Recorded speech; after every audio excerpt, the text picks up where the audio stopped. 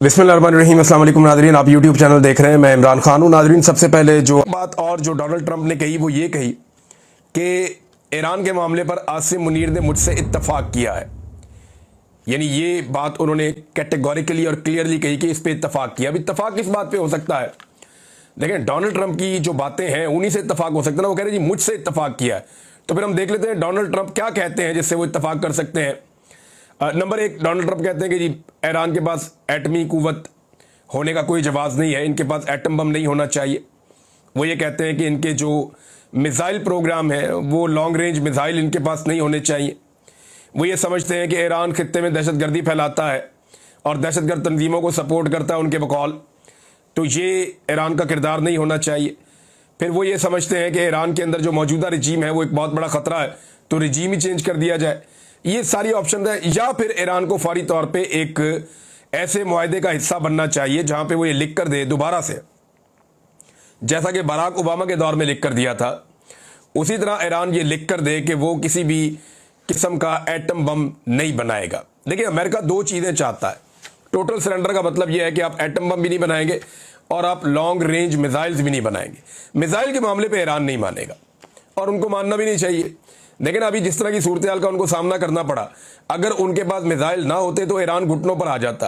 Air force उनके पास है नहीं, दिफाई निज़ाम उनके पास उस तरह का है नहीं। जिस दुश्मन से उन्होंने लड़ना है वो 2000 किलोमीटर दूर से मार रहा है, तो कैसे मुमकिन था कि ईरान जवाब दे पाता? ईरान जवाब देने के काबिल तभी हुआ जब उसके पास था लॉन्ग रेंज मिसाइल सिस्टम, जिसको उसने गुज़िश्ता चंद दिनों में, जुम्मे के दिन से जब से ये अटैक हुआ है तब से लेकर अब तक ईरान ने जो अपना सिस्टम है उसको 14 मरतबा एक्टिवेट किया है। ये अब तक जो ईरान ने किया है 14 मरतबा इसको एक्टिवेट किया और 14वां राउंड उसने मुकम्मल किया है अपने मिसाइल हमलों का। यानी हर दिन ईरान 2 से 3 राउंड चलाता है मिसाइल हमलों के, और बड़े खौफनाक मिसाइल वो चला रहा है। और बहुत सारे मिसाइल ऐसे बताए जा रहे हैं और क्लेम किया जा रहा है ईरान की जानिब से कि उन्होंने वो मिसाइल अभी चलाए नहीं है। ईरान की मौजूदा क़यादत या आयतुल्लाह ख़ामेनी, उनकी जानिब से बार बार स्टेटमेंट आते हैं कि हम हथियार नहीं डालेंगे, हम सरेंडर नहीं करेंगे, हम इस लड़ाई को लड़ेंगे। अगर अमेरिका भी आ जाता है तो हम उसके साथ भी लड़ेंगे, जो भी आएगा उसको नताइज भुगतने पड़ेंगे। ये बड़े सवाल आते हैं। अब अमेरिका ने 2 हफ्ते का वक्त क्यों लिया, ये बड़ा अहम है। नंबर एक तो ये है कि अमेरिका इस बात का इंतज़ार करेगा कि ईरान कोई डील करता है या नहीं करता। ईरान का टाइम भी तय पा गया, जिनेवा में मुज़ाकरात करने के लिए जा रहे हैं वो यूरोपीय ममालिक के साथ। बरतानिया, जर्मनी और फ्रांस ने उनको ऑफ़र किया था। फिर जर्मनी ने डोनाल्ड ट्रंप को खुद कहा, बरतानिया के वज़ीर आज़म ने, कि डोनाल्ड ट्रंप अपने दिमाग को ठंडा रखें और जज्बात में आकर कोई फ़ैसला ना करें। यही बात जो है फ्रांस और जर्मनी भी समझा रहे हैं। तो ईरान के साथ भी वो बातचीत करना चाहते हैं, तो ईरान ने उनके साथ टाइम तय किया कि मैं आपके साथ बातचीत करता हूँ।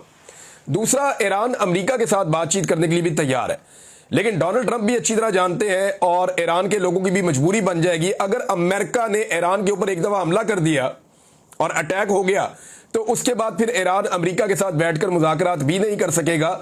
जो लोग ईरानी कौम को जानते हैं और उनको थोड़ा सा भी आइडिया है वो इस बात को समझ जाएंगे बड़े आराम से। तो अमेरिका एक तो इंतज़ार कर रहा है कि ईरान कोई डील कर ले और उसके नतीजे में डोनाल्ड ट्रंप इसका क्रेडिट ले लें कि जनाब मैं जंगों को रोकने वाला आदमी हूँ, मैं जंगें करवाने वाला बंदा नहीं हूँ, मेरी यही क्रेडिबिलिटी है। अमन का नोबेल प्राइज़ भी डोनाल्ड ट्रंप चाहते हैं उन्हें मिल जाए, तो वो इस जंग को भी रोकने की कोशिश करेंगे होने से पहले।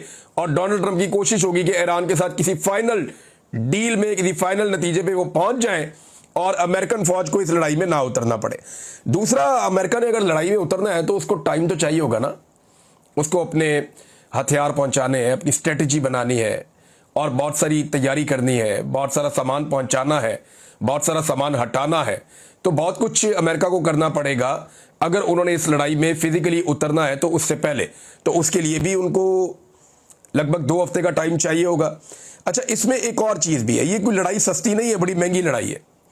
इसराइल जो बम चाह रहा है ना कि अमेरिका वो बम मारे ईरान के ऊपर आकर, ये B-2 बॉम्बर से आके वहाँ पे बम्बारमेंट करे, ये कोई सस्ता काम नहीं है।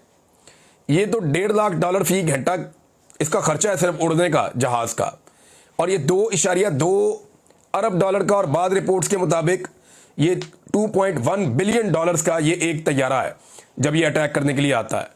तो इतना बड़ा खर्चा क्या अमेरिका करेगा ईरान के ऊपर इस लड़ाई में, और क्या ये खर्चा करने के बाद उसके मकासद हासिल हो जाएंगे? बड़ा सवाल ये है।